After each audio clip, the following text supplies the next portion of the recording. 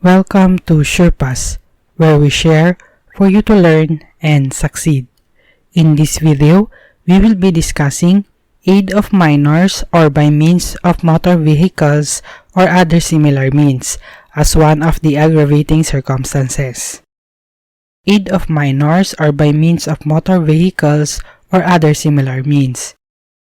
Let us discuss the first one, aid of minors.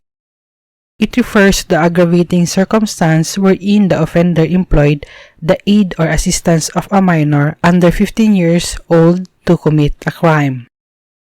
Dito yung offender gumamit ng bata o 15 years pababa ang edad upang gawin ang krimen na gusto niya.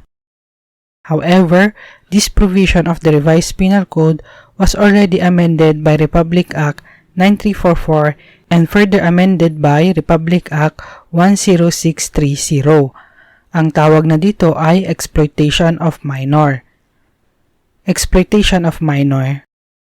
The special aggravating circumstance of exploitation of minor is present if the accused makes use, takes advantage of, or profits from the use of children, or abuses his authority over the child, or takes advantage of the vulnerabilities of the child with abuse of confidence or induce, threaten, or instigate the commission of the crime. Isang amendment dito ay hindi na siya limited sa 15 years old pababa. Under the law, ang child is below 18 years of age. So kasama na po dito yung 16 and 17. What penalty to be imposed in case there is exploitation of minor?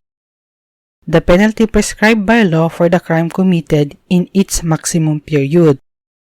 So kung homicide ang ginawa, i-impose yung penalty ng homicide at a maximum period. Now let us discuss by means of a motor vehicle or other similar means.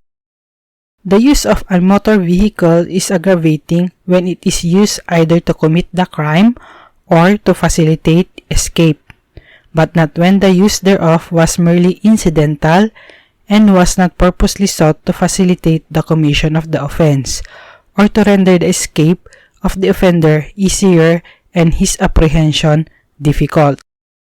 Ang paggamit ng sasakyan ay tinuturing na aggravating circumstance kapag ito ay ginamit upang gawin ang krimen o mabilis na pagtakas ng salarin.